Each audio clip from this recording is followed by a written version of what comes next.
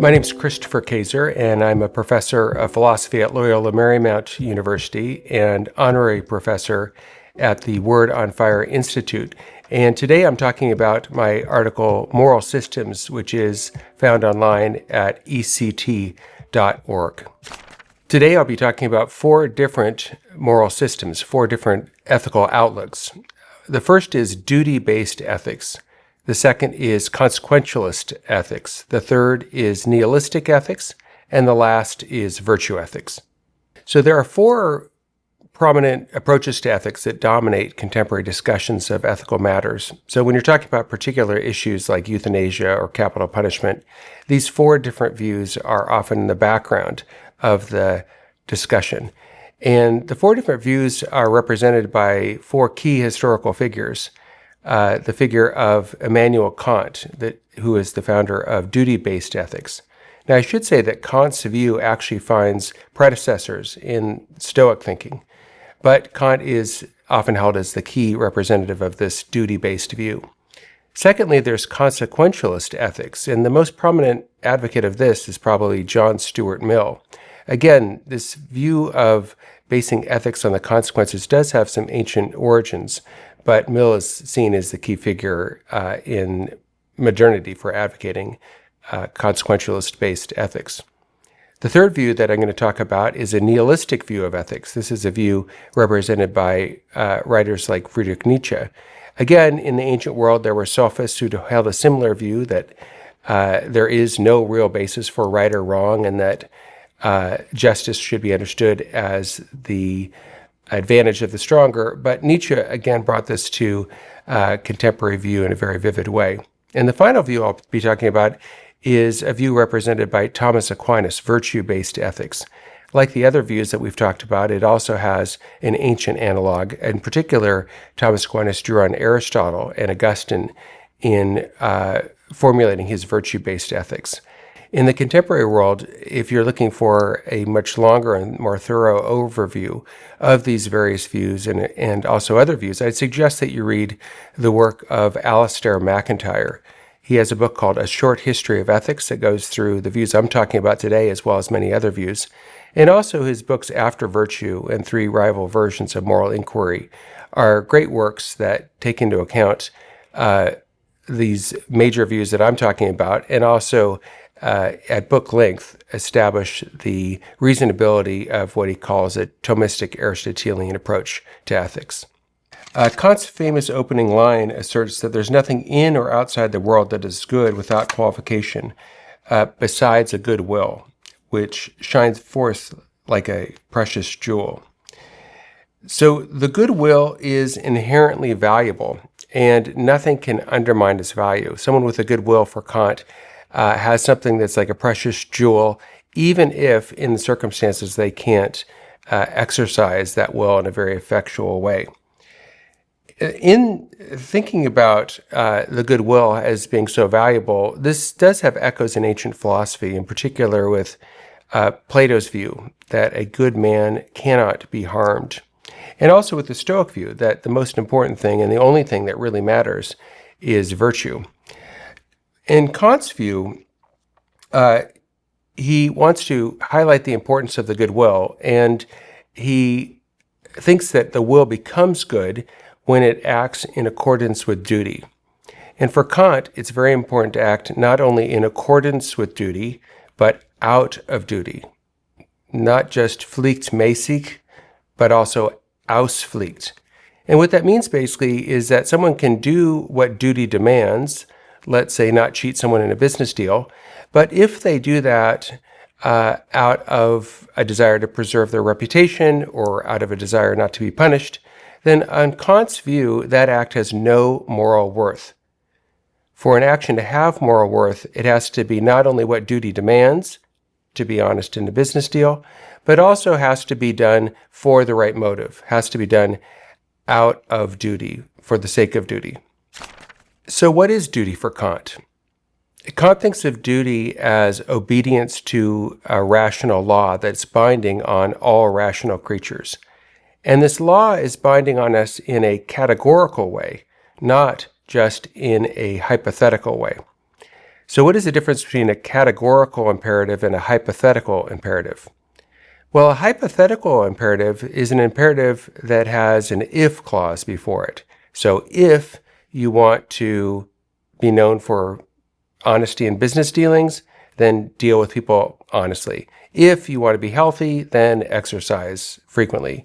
If you want to be good at the piano, then play the piano every day. By contrast, a categorical imperative does not have that if clause at all. It's just play the piano, be healthy, be honest, etc. And for Kant, ethics is a system of categorical and not hypothetical imperatives. And the reason for this is that if ethics were really about hypothetical imperatives, if it were something like, if you want to be happy, then do this or that, then Kant thinks it doesn't have the same binding force as a categorical imperative.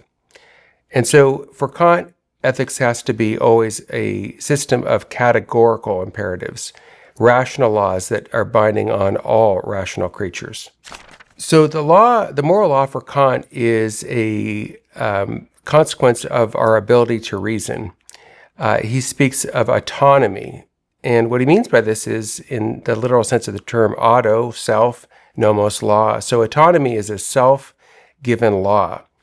And he contrasts this with what he calls heteronomy. That is a law given by another. And so heteronomy would be your boss or some political authority telling you, you have to do this. Autonomy is when I tell myself I have to do this.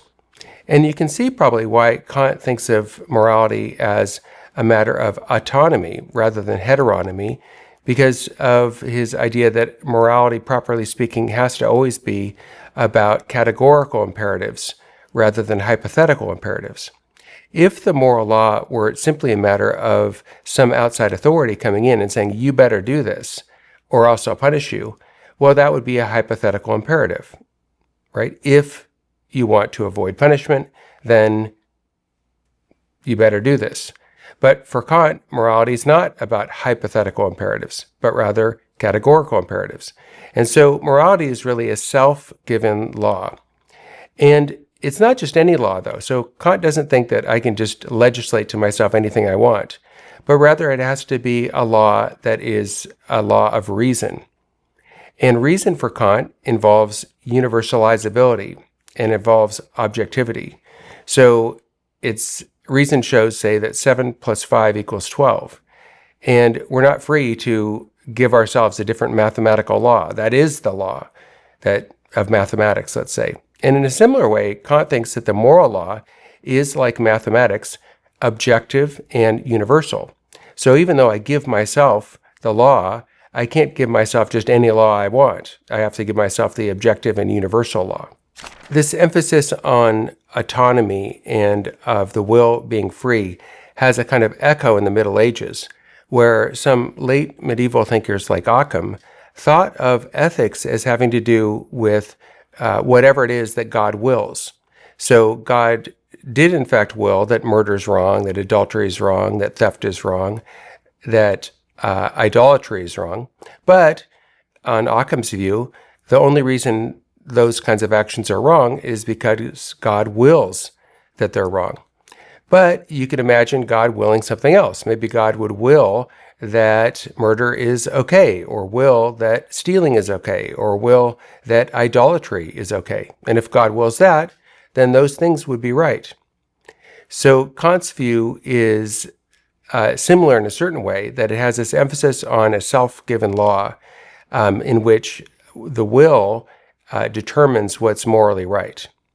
So how do we know whether the moral law that we give ourselves is really a categorical imperative? Well, the key test for the legitimacy of a maxim is its universalizability. The basic idea of Kant is that if we're going to think about doing something, we have to think about the maxim of our action and whether we could will that the maxim of our action be a universal law. So let's say I'm considering whether or not to make a false promise. I promise Gideon that I'll be there at 9 in the morning, and I know I'm not going to be there at 9 in the morning, but it's to my advantage to tell him that. And so I know I'm not going to carry out my promise, and I make this false promise. Could I will that become a universal law? Well, Kant thinks I can't. And the reason I can't is that if it became a universal law that everyone in similar circumstances would make a false promise, and if everyone always made false promises, well, then the practice of promise keeping would be completely undermined. Right? In other words, if everyone was always promising falsely, well, then no one would take a promise seriously. So in willing to make a false promise, what I'm doing is I am willing for the practice of promise making to continue, and yet at the same time, if I universalize that, I'm willing something that if everyone did it, it would undermine promise making. And so what I'm doing is something unreasonable. I'm doing something against reason and contrary to reason. And so if I'm going to be a rational agent, if I'm going to give myself a rational law, I can't will something that would be unable to be universalized. A second test of a suitability of a maxim is whether it accords with another formulation of the categorical imperative, and that's the formulation of respecting humanity as an end in itself. I mentioned earlier how Kant held that the good will is the only thing that is good without qualification.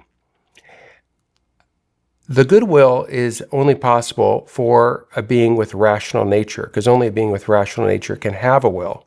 And so only a being with rational nature can have a good will. And so if we have a creature with rational nature, because it is the possible seat of the one thing that's good without qualification, rational nature for Kant, all beings with a rational nature, have a certain status. Kant thinks of beings with a rational nature having a status as being things with dignity rather than price. So one way to think about it would be something with a price, its value is determined by its functioning. So my watch has a price. And if my watch totally ceases to function, if it gets run over by a car, well, all of a sudden the value of the watch goes way down, right? It doesn't function anymore. So things are valued according to their function, functioning well or functioning badly. But a being with rational nature, like a human being, is not properly evaluated simply in terms of functioning. Yes, we have to evaluate human beings in terms of their functioning in some arenas or on some occasions, like, say, if people are trying out for a basketball team, we have to evaluate, okay, are they able to function well as basketball players? But Kant's not talking about evaluating someone as a basketball player or as a gymnast or something. What Kant is talking about is fundamental evaluation. What is the fundamental value of this individual? And what Kant thinks is that all human beings have equal fundamental dignity because all human beings have equal rational nature. Not all human beings function in a rational way at all times. Like if you're sleeping or you're injured, at that moment you're not functioning rationally. But even if you're sleeping or even if you're injured, you still have the same nature. You still have human nature, whether you're asleep or injured or functioning well. So because human nature is always rational nature, all human beings have dignity, not price, according to Kant. So for Kant, a second version of the categorical imperative is to respect humanity as an end in itself. And what this means is that any action that treats humanity simply as a means is, for Kant, contrary to the categorical imperative. It's something that is contrary to duty. And so Kant's example of this one of his examples is committing suicide. So if I kill myself because I'm in a bad situation and I want to get out of it, what I'm doing is using myself simply as a means so as to avoid experiencing this bad situation. And so Kant, for reasons I just said, thinks that human beings are beings with dignity, not with a price. And so for me to use myself simply as a means to get out of this bad situation is, for Kant, for me to do something seriously wrong. So Kant's argument that the good will is the only thing that's good alone is that If someone lacks a good will but has strength and courage and determination and stuff, it can lead to terrible consequences. So think about a serial killer, right? The serial killer is maybe intelligent and good-looking and smart and determined, and because of all those characteristics, there can be a terrible outcome. All these people can die. But actually, the good will can also lead to terrible consequences. So think about someone who has a good will but has faulty information. They think that giving this medication to a child is going to be really helpful to the child, but in fact, what they think is medication turns out to be poison. So in that case, the person with a good will nevertheless ends up causing great harm. And I think what Kant fails to recognize is that something can be good even if that thing ends up being used as a means for something bad. So think about something good like the ability to see. It's a good thing to be able to see, and it's a bad thing to be blinded. And yet, something bad can come out of being able to see. Maybe an assassin, because he can see, is able to shoot his victim. But that doesn't make the eye wrong or vision something bad. So vision remains something objectively good, despite the fact that vision or strength or determination or intelligence, or for that matter, a good will, can, in certain circumstances, lead to bad outcomes. I want to call attention to developments that happened after Kant that actually are incompatible with Kant. So what I'm talking about here are neo-Kantians. So neo-Kantians change Kant's view in important ways. So neo-Kantians would emphasize autonomy in a way that Kant himself would not recognize. So for Kant, autonomy is a self-given rational law. And therefore, it is, because it's rational, it has to be something truly universalizable. What contemporary Kantians do is change autonomy into something that is not limited, so to speak, by reason, that it's not universalizable, but rather is something that pertains to each individual. And so on this neo-Kantian view, for instance, a suicide would be permissible because I exercise my autonomy and I think that I should commit suicide. I think this is the best way for me to go, and therefore I do that. Kant, again, would think this is totally unacceptable, that this is contrary to duty and should never, ever be done. Now, where do these neo-Kantians go wrong in terms of understanding Kant? Well, I think where they go wrong is they confuse autonomy as the basis for Kant's ethics, where I think really in reality it's dignity that's the basis for Kant's ethics. And the reason that Kant thinks we should respect autonomy is because of the dignity of the person. Now, if you get rid of the dignity of the person, well, then the question arises, well, why should I respect someone else's autonomy? Why does it matter? And if autonomy is just whatever it is you happen to will, well, then if what you happen to will is something contrary to reason, well, then Kant would say that that can't be an ethical choice, because ethical choices always have to be in accordance with reason and never contrary to reason. Moreover, a lot of contemporary Kantians undermine what I think is Kant's most important insight, the distinction between things having a price on the one hand and rational beings having a dignity on the other hand. They undermine this by having a view of human beings as having functional dignity. So if you think about neo-Kantians like, say, Mary Ann Warren, she'll say that a human being only gains value, only becomes a person, if a human being can communicate to a sophisticated degree, have a self-conception, have autonomy of the will, etc. And all of these things are things that come in degree, right? We can be more or less able to communicate, more or less self-aware, more or less free.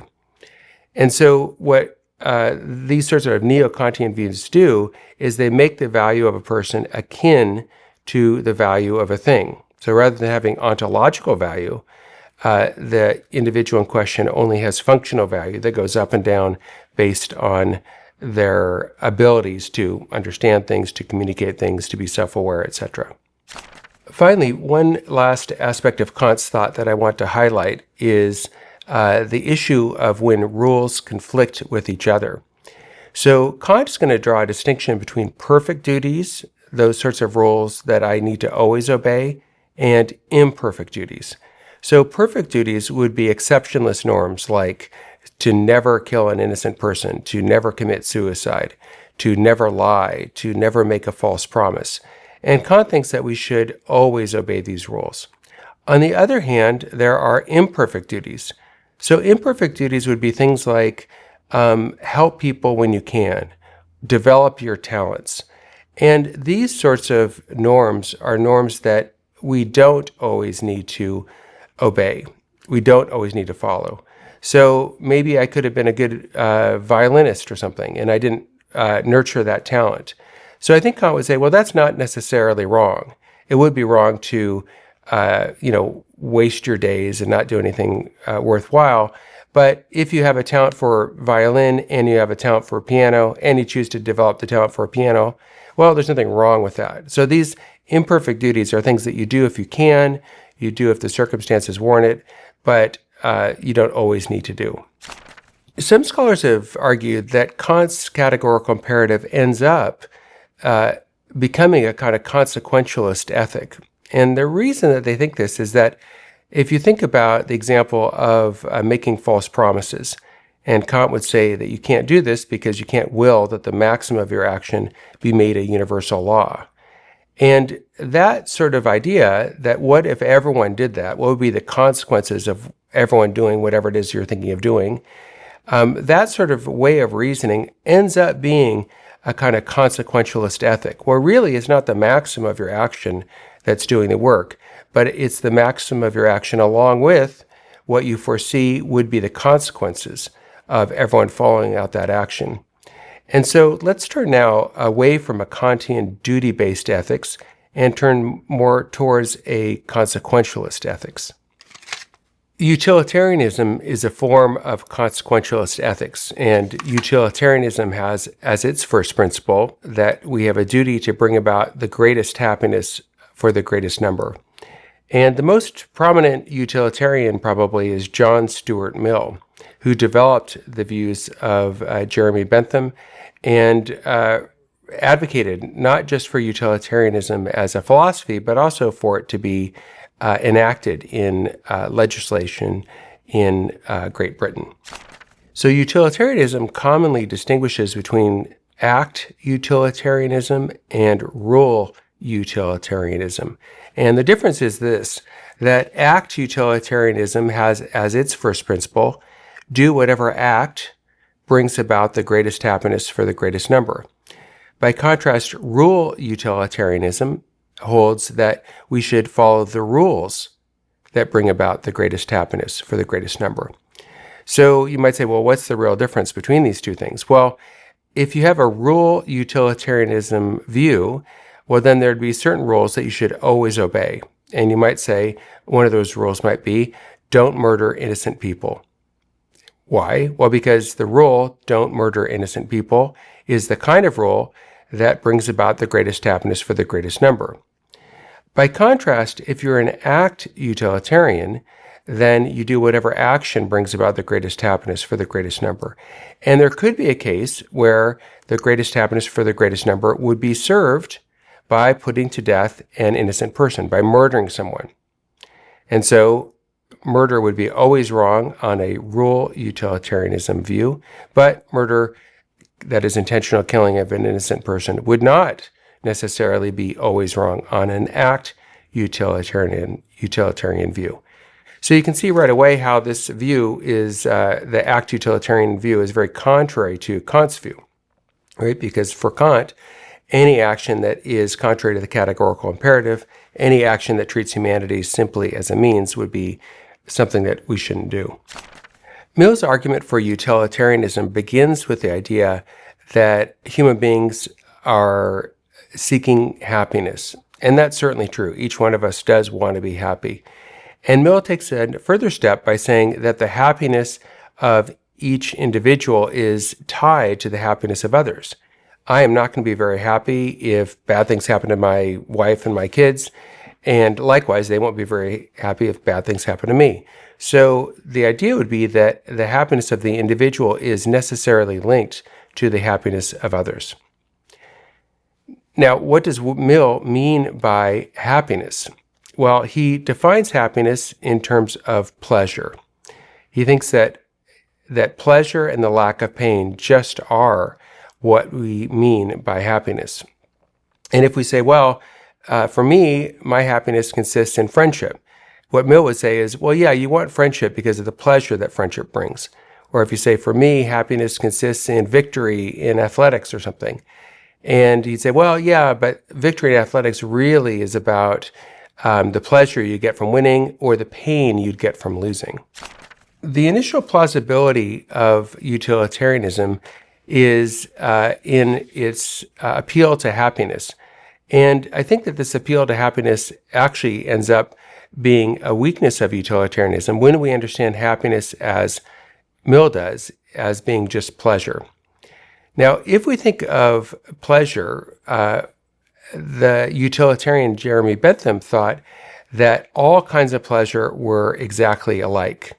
And that if we're comparing two kinds of acts, for instance, in terms of pleasure, the only relevant characteristics would be the intensity and the duration of the pleasure. But Bentham's basic idea is that pleasure is pleasure is pleasure. And it doesn't matter whether it comes from winning at sports, or it comes from drinking a beer, or whether it comes from serving someone in a homeless shelter. Whatever gives you pleasure, it's all the same thing. By contrast, Jeremy Bentham distinguished between different kinds of pleasures. He distinguished between what he called higher pleasures on the one hand and what you would call lower pleasures on the other hand. And the difference is this. Higher pleasures are distinctly human pleasures. They would be the pleasures, for instance, you would get from playing the piano, the pleasures you might get from having a conversation with a friend, the pleasures you get from appreciating a beautiful work of art. All these would be higher pleasures. On the other hand, lower pleasures are the kind of pleasures that human beings and dogs would share together. So both for human beings and dogs, if you're thirsty, you like to drink water. Both for human beings and dogs, if you're hungry, you like to eat food. So these are the kind of pleasures, lower pleasures, that human beings and dogs would share together.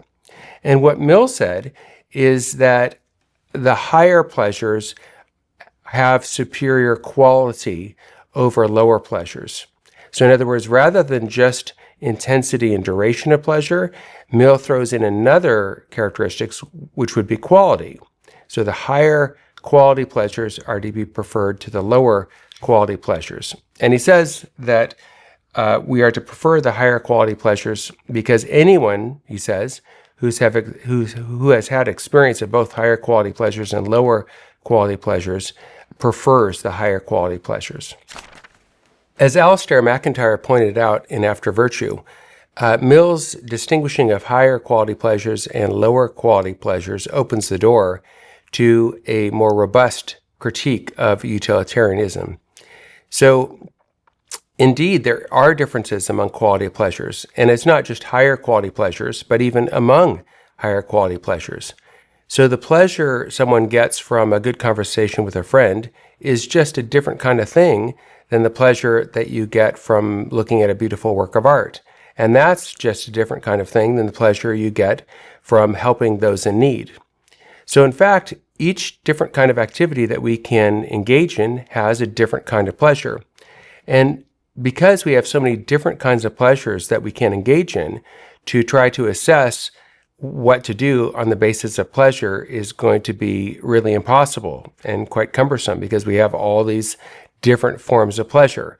And how to weigh all these different forms of pleasure up is going to be something that's not going to be possible for human beings to do. Now, of course, you could just say, well, do whatever you want to do. But Mill doesn't want to say that either, because he wants to say that someone who's drawn to the lower quality pleasures over the higher quality pleasures is doing something bad. Additionally, utilitarianism fails because it fails to recognize that what we take pleasure in varies according to your habits. So think about someone who is just starting to learn a musical instrument. If you're just learning how to play the violin or something, it's going to be very hard for you to get much pleasure out of playing the violin. You're just going to make screeching noises. It's not going to sound good. And you won't enjoy hearing it, the music, and other people won't either.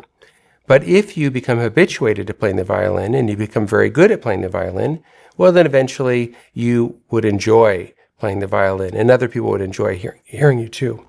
Another example of how pleasures vary according to habits is drawn from reading. You may recall learning how to read as a child, and I certainly do. And I remember thinking that it was extremely hard to do. I didn't want to do it. It was like a huge chore to sit down and read a simple book. And yet now I enjoy reading. Now, what's the difference? The difference is my habits. I became habituated to reading. And so if you do reading a lot, you'll enjoy reading more. So what we take pleasure in is going to vary according to the kinds of habits that we have. And Aristotle thought through the implications of this fact. Vicious people take pleasure in things that virtuous people don't get pleasure out of, and vice versa. A virtuous person is going to take pleasure out of things that a vicious person is not going to take pleasure out of. So to think about pleasure as the basis for ethics is to forget the fact that what we take pleasure in is going to vary radically depending on what kind of habits we have. So rather than focus on pleasure, what we ought to focus on are the activities that we choose and the habits that we develop. Because if we choose to do good activities and if we develop good habits, well, we will get pleasure out of doing these good activities and get pleasure out of exercising these good habits. Another problem with utilitarianism is its incompatibility with human dignity. Utilitarianism is incompatible with human dignity because the value of every individual human being is just one small part of the overall mix of whatever it is that brings about the greatest happiness for the greatest number.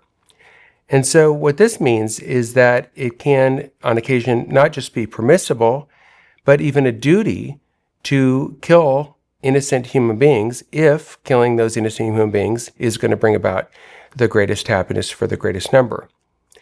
Or think of a different example. Imagine you have an evil person who's making a snuff film. And the idea is you're filming somebody's murder. And the evil person, he gets pleasure out of doing this. The person who dies doesn't get pleasure out of doing this, but his suffering is limited, right? Because he gets killed, and then when he's killed, his suffering's over. So he suffers for a limited amount of time. And then let's say this evil person distributes this snuff film to millions and maybe even billions of people around the world. And those millions and billions of people around the world, they take at least some pleasure in the snuff film. So if we take the very small, finite amount of suffering that the person who gets murdered has, and you compare that to all the pleasures added up of all the people who watch the film, well, if enough people watch the film, at some point, their pleasure is going to be greater than the suffering of the one person who died. But this is obviously absurd. It can't be moral to make snuff films of people so long as lots of people watch the film. That clearly is an absurd conclusion. And so we can't think of the right thing to do is whatever brings about the greatest happiness for the greatest number. Another way to critique utilitarianism is by means of its supposition that pleasure alone is valuable and suffering alone is not valuable. I think that obviously pleasure is by definition enjoyable and suffering is by definition not enjoyable. But I think it's right that I think Aristotle is right that we can have pleasures that are evil. So if you think about an evil person, a serial killer, they're going to get pleasure out of doing evil activities. By contrast, someone who's a really good person, a really virtuous person, is going to get pleasure out of doing good activities, of serving others and helping others. And so I think rather than thinking that all pleasure is good, even if the pleasure is the pleasure of a serial killer murdering somebody, I think it's much more plausible to think of good pleasures, that is, pleasures arising from good activities being good. And the reason those pleasures are good is that if you take pleasure in doing a good activity, you'll be drawn towards more to doing more of that good activity. But if you take pleasure in doing a bad activity, well, that pleasure is drawing you more towards doing the bad activity. And so rather than think of pleasure just as always good or as suffering as always evil, I think it makes more sense to think of some pleasures as good, those that draw you towards doing good, and some pleasures as evil, those that are drawing you towards doing evil. Another fact that Mill seems to overlook is the idea that suffering can be instrumentally good. What I mean is, even though no one chooses suffering as an end for itself, instrumentally, suffering really is a good thing on occasion. So think of the ability to experience physical pain. Obviously, people don't enjoy that, but those who lack that ability, those who suffer from chronic insensitivity to pain syndrome, those people are unable typically to live a full human life. Many of those people die as young people because they will fall downstairs and injure themselves terribly, but they don't feel any pain, so they don't get medical attention. These people will scratch their own eyes out because they, rather than being very gentle with your eye, you feel, oh, it's sensitive and it's painful to scratch too hard. They don't feel it, so they scratch very hard and they end up blinding themselves. So pain is never enjoyable, but pain is instrumentally good. And it can be helpful for us to experience pain. And the same thing would be true for pleasure. That is to say, that bad pleasures are bad. They lead us into doing bad actions. Another reason to call into question consequentialism has to do with the fact that, at least an act consequentialist view, is making demands on the agent that are intellectually impossible. We can never know what the actual outcomes of our actions are going to be. Consider somebody who is thinking of getting an abortion. Well, what exactly is going to take place when that happens? Will this lead to great consequences down the line? Maybe, maybe not. The fact is, we really don't know. If we think about our own lives, there's all kinds of actions that we've taken in our lives that had totally unforeseen side effects. Right? You go canoeing, and after you go canoeing, you end up meeting the person you marry. Well, you had no idea that those two things would be connected. And human life is filled with occasions like that. And so if we were really to hold that we think about an action and then we figure out what consequences will fall from that, it's going to be really impossible for us ever to properly do that, especially if one of the things that may follow from our actions are the free choices of others. In other words, you choose to do something, and one of the consequences will be how others react to your choice. Well, if people have freedom, you just don't know how others are going to react to your choice. People have freedom. Maybe they're going to react the way you think they will. Maybe they won't. So one of the problems with consequentialism is that it makes demands of the agent, demands of knowledge to know what's going to happen that are really impossible for human beings to know. So let's move on to the third way of thinking about ethics, a nihilistic view represented by the thinker Friedrich Nietzsche. So in a number of works, and in maybe most famously his work, The Genealogy of Morals, Nietzsche suggests that all moralities are really masks that mask a will to power. So if I tell you, this is wrong for you to do, what's really happening is I want to exercise my power over you, and I'm using morality as a kind of plausible means to make you to do what I want. And so he thinks that in his Genealogy of Morals that originally Greek morality was very different than the morality that came later, what he calls Christian morality. So for the ancient Greeks and the Romans, to be good was to be strong, elite, warlike. And then Nietzsche says the Jewish people came along and they did a transvaluation of values. And basically what that means is that they told a new story according to which what is good is what's common, what's weak, what's peaceful. And so Jews and Christians basically renamed revenge, foregoing revenge as forgiveness, and renamed impotence as goodness of heart, and renamed subjective to those you hate as obedience, and renamed cowardice as patience. So the idea is that Nietzsche wanted to pull the mask off of morality and to expose what's really going on underneath. And Nietzsche thinks of contemporary ethics as really just a thinly disguised Christian ethics. So Kant and Mill, according to Nietzsche, are just promoting Christian ethics with a kind of secular patina, a secular disguise. But at base, it's really Christian ethics. So if you think of Kant's idea that every human being has dignity, well, that's just another way of talking about the Christian view that every human being is made in the image of God. Or if you think about Mill's idea that we should act for the greatest happiness for the greatest number, Mill himself says that this is nothing other than the ethics of Jesus of Nazareth. So Nietzsche wants to say both Kant and Mill are totally wrong, and that ethics is a kind of tool used by the weak to try to overcome the strong. The weak can't physically beat up the strong, so what the weak do is they convince the strong, hey, it's wrong for you to be strong. It's wrong for you to beat me up. You shouldn't do that. And so it's by means of this story that the weak end up overcoming the strong, on Nietzsche's view. So according to Nietzsche, human beings need to move beyond good and evil to recognize that fundamentally it's the will to power, it's choice, that ultimately is the foundation of all so-called morality. Here's a quotation from Nietzsche about the free spirits of his day who don't recognize how unfree they remain. These are very far from being free spirits because they still believe in truth.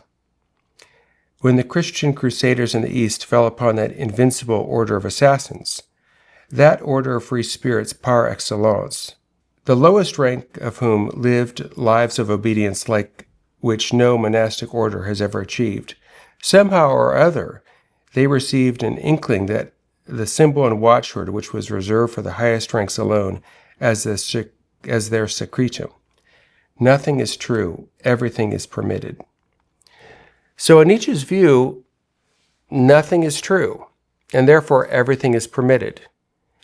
Now, it does follow if nothing is true, that everything is permitted, because if nothing is true, then it's not true that we shouldn't murder people, rape people, etc. And if nothing is true, obviously there is no moral truth. And so Nietzsche's view is not only is there no truth, there is therefore no moral truth. The trouble with Nietzsche's denial of truth is that it is self-contradictory. In claiming that there is no truth, a person is asserting something. But in asserting something, they're making a truth claim. They're saying, in effect, it's true that there is no truth. But if it really is true that there is no truth, well, then the claim that there is no truth doesn't make any sense, right? If there's even a single thing that's true, that disproves the idea that there's no truth. So the idea of there being no truth is an example of a self-defeating statement, right? Self-defeating statements cannot be correct. If I say to you, I can't say a single word in English, well, you know that's not right. I just said in English a number of words. If I say to you, every single sentence I utter is always 3 words long and never longer than 3 words long, well, that sentence obviously was longer than 3 words. So self-defeating statements are statements that undermine themselves and defeat themselves. And the statement, there is no truth, is an example of a self-defeating statement. Alistair MacIntyre also critiques Nietzsche's view, in part by saying that there are certain questions about human life that are unavoidable. And one of those questions is, who do I want to become? What kind of person do I want to be? And we answer this question either explicitly or implicitly. Everyone who chooses to live answers the question implicitly. We all go through life choosing whatever it is we choose, and in so choosing, we determine what kind of person we become. Are we becoming a hedonist? Are we becoming someone who is a altruist? Are we becoming someone who seeks victory over everything? It's our choices that determine who we become, and if we're making choices, we are de facto choosing to become this kind of person or that kind of person. So when Nietzsche says, oh, it's all about the will to power, it's all about your ultimate choice, we can say, yeah, but the question then becomes, well, what kind of choices should I make? What kind of person do I want to become? MacIntyre puts his critique of Nietzsche in his book, Three Rival Versions of Moral Inquiry, in this way. In dismissing Thomistic modes of understanding and acting, the genealogist, that is Nietzsche, poses a problem for himself or herself. For in repudiating all the key features of accountability, understood in terms of either a Socratic dialectic or an Augustinian confession, the genealogist has perhaps made it impossible to satisfy the preconditions for at least those descriptions of identity and continuity which involve accountability. Yet, the genealogist almost inevitably and perhaps inescapably uses language in such a way as to presuppose ascriptions both of identity and continuity to persons. So if we're going to speak of a liberation of a person, there has to be a person whose identity before was unliberated and now is liberated. So we have to have some sort of continuity of persons that underscores any account of liberation. So just as Kant is the founder of deontological ethics and Mill the founder of utilitarian ethics, Nietzsche may be said to be the founder of moral relativism and the primacy of choice in ethics. So one way that contemporary people have defended a moral relativism is by means of what's called logical positivism. So logical positivism is the view that if a statement can't be empirically verified, or if a statement isn't true simply by definition of terms, like a bachelor is an unmarried man, well, then that statement is meaningless. And so ethical statements, of course, can't be empirically verified. There's no empirical verification of the principle that murder is wrong, let's say, and is also something that isn't simply a matter that's definitionally true. It's not just true by definition that intentionally killing an innocent person is wrong. It's not true in virtue of the meaning of the terms. And so some people defend a kind of relativism by means of logical positivism. The trouble with this defense, though, is that logical positivism is itself something that is self-contradictory. Why? Well, the claims of logical positivism are not shown to be true empirically. There's no empirical test that shows that claims of logical positivism are true, nor is it the case that they're true simply by definition. So logical positivism is a self-defeating perspective and therefore cannot serve as a basis for grounding or justifying moral relativism. Having examined Kantian duty-based ethics and utilitarian ethics and Nietzschean nihilistic ethics, now let's turn to virtue ethics. So virtue ethics is an ancient tradition going back at least to Aristotle, and it's exemplified in particular in today's world by the thought of Thomas Aquinas and his successors. So on Thomas's view, the goal of every human being is similar. That is to say, he thinks that all human beings desire happiness. Now, it's true that as human beings, we share a common human nature. So all human beings to thrive physically need food. We need water. We need oxygen. And Aquinas thinks that all human beings also strive to happiness. Now, what is happiness? How are we going to find happiness? So Aquinas thinks that we ultimately want happiness. And what is happiness for Aquinas? Well, I think Aquinas draws in part on the thinking of Aristotle. And Aristotle defined happiness as activity in accordance with virtue in a full life with friends. So to be happy, we need activity, right? We're not going to be happy if we're just sitting on the couch staring at a blank wall, right? That doesn't lead to happiness. So we need activity. And what kind of activity? Activity in accordance with virtue. And we'll talk a little bit later about the different kinds of virtues that we need, but we need to have activity in accordance with virtue in a full life. So happiness isn't just, an hour or a day or even a week, but a full life. That's how we judge happiness. And with friends. For Aristotle, friendship is a key part of happiness. So Aquinas takes over Aristotle's conception of what happiness is and transforms it in important ways. And one of the most important ways he transforms it is he says, not only do we need friends to be happy, human friends, but to be truly happy, we need to be also friends with God. And not only do we need the virtues that we acquire through our repeated actions, to be truly happy, we need the virtues that God can give us, the infused virtues of faith, hope, and love. So some people would characterize Thomas Aquinas as a natural law thinker, and there is some truth to that. He did definitely talk about natural law. But Aquinas spent a lot more time and a lot more effort focusing on the nature of virtue and the importance of virtue for having a happy life. Now, while diverging with some of the views we've talked about, in some ways Aquinas does accord with the views that we've talked about. So like Kant, Aquinas highlights the dignity of every single human being as made in the image of God and as called to have friendship with God. So all human beings on Aquinas' view have innate dignity. Like Mill, Aquinas emphasizes the importance of consequences in action. So for Aquinas, for an action to be good, 3 parts of the action have to be good. The act has to be something that's good, the motive has to be good, and the circumstances have to be good.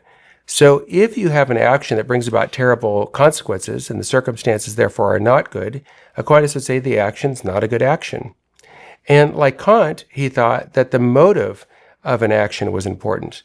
We need to do the right thing for the right reason. And like Nietzsche, Aquinas also recognized that pride and a perverse will does affect how human beings treat each other and does affect how human beings talk about the truth. So he takes there's some elements from these later thinkers that Aquinas did incorporate. One way to think about the contrast between Aquinas and the thinkers that I've talked about already has to do with what they take to be the ultimate end. So for Kant, the ultimate end ought to be duty. We ought to do our duty. That's the most important thing. For Mill, the ultimate end was pleasure and the lack of pain. And then for Nietzsche, the ultimate end was power.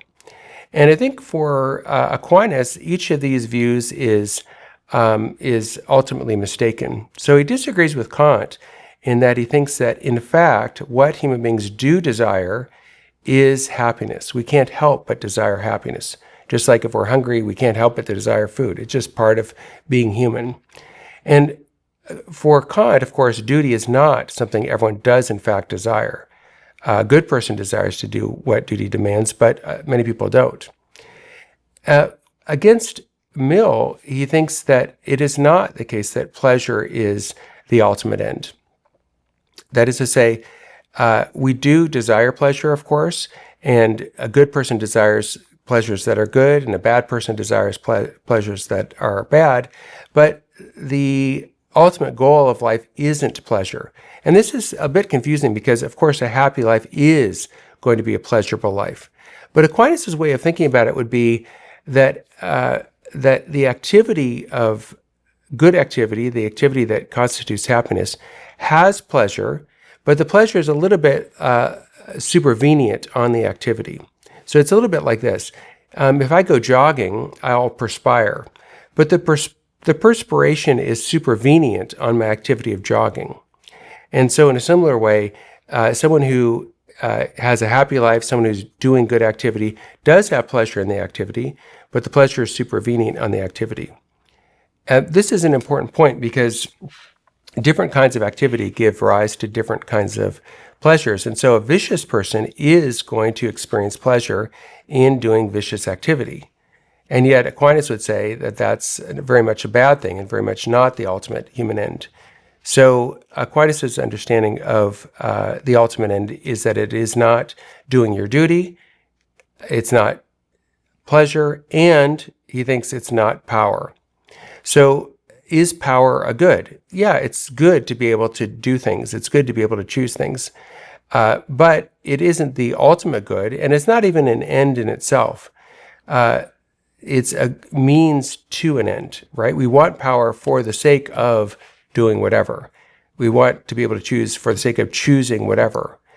And so it's not just the power or just the choice that's the ultimate end. It's where we want power or we want to be able to choose so that we can get whatever it is we get.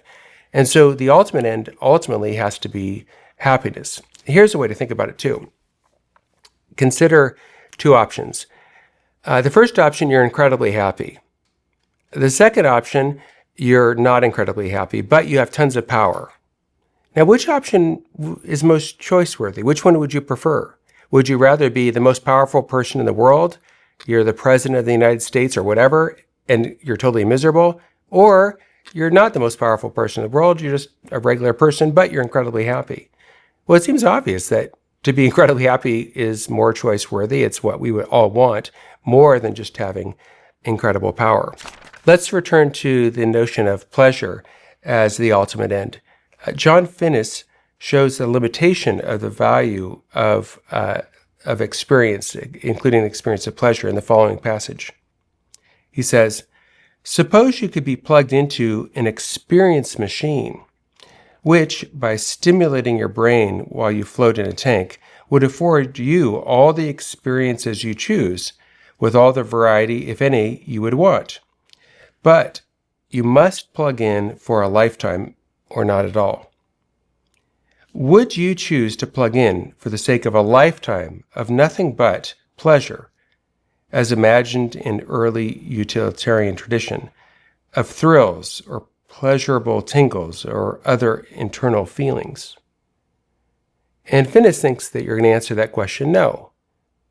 We would not want to be plugged into a pleasure machine and have lots of pleasure, but just be floating there and doing nothing for the rest of our lives. We want more than just pleasure. But if that's correct, if we want more than just pleasure, then utilitarianism must be wrong in its claim that ultimately the only thing that we want is pleasure. According to Aquinas, happiness is ultimately to be found in love. Happiness is ultimately to be found in loving God and loving our neighbor. And it's interesting that there's actually contemporary empirical work that suggests that Aquinas was right.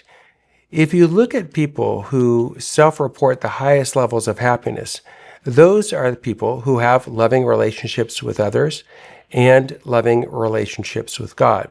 The Grant study at Harvard University looked at undergraduates and interviewed them year after year for some of them 50 years. And they came to the conclusion that the most important factor for having a good human life, the most important factor for happiness, was love. The lead researcher put it this way: happiness is love, full stop. And if happiness is love, well then, if we're going to have loving relationships, we have to think about, well, what exactly is love? And Aquinas understood love as consisting in having goodwill for the other person and appreciating them and being unified with them. And so any action that's contrary to having goodwill for someone else, if we're willing not good for them, but evil for them, would be an action that would be contrary to our own happiness. And so if I will for someone not their good, but their evil, if I will to kill them rather than give them life and give them health, if I will to undermine their friendships rather than to will their friendships, then what I'm doing is not only harming them, but I'm also harming my own pursuit of happiness. And so Aquinas views the Ten Commandments given by God as rules that help us to achieve what we already want to achieve. The Ten Commandments would be akin to the rules that an Olympic coach might give to an Olympic swimmer who wants to win a gold medal, right? The coach might say, look, you really want to win the gold medal, right? Yeah, of course. Okay, well, if you want to win the gold medal, you got to train in this way, you got to eat this food, you got to make sure you get enough rest, you got to do this, you got to do that. And if you do all those things, well, then you're going to maximize the chance of you winning a gold medal. In a similar way, if we want perfect happiness, if we want happiness here on earth and we want happiness lasting forever in heaven, Aquinas thought that we need love. And in order to have love, we need to avoid doing actions that are contrary to love. So what actions are contrary to love?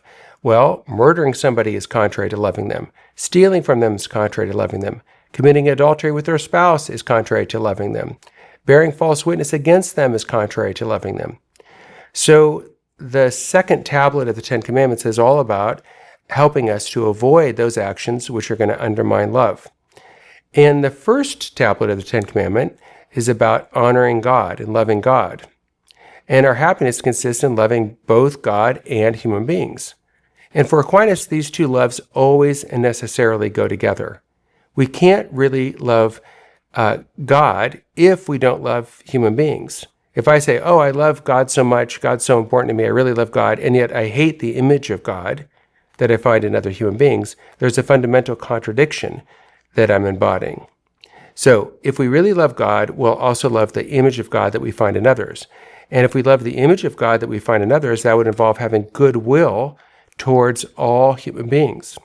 And therefore, if we have goodwill for them, we avoid doing evil to them. We avoid harming them. We avoid killing them. We avoid stealing from them, etc. So for Aquinas, we can't have happiness either in this life or in the next without love, and we can't have love without following some basic moral rules. So what I've done today is try to very briefly cover some moral theories. So I started off by talking about a Kantian duty-based moral theory, and then I talked about a utilitarian consequentialist moral theory as advocated by John Stuart Mill. And then I talked about a nihilistic view, a Nietzschean view. And then finally, I talked about the view of Thomas Aquinas, drawing on Aristotle and drawing on St. Augustine. So if you're interested in a more in-depth and detailed treatment of these views, you could see my article on the ECT website. Thank you.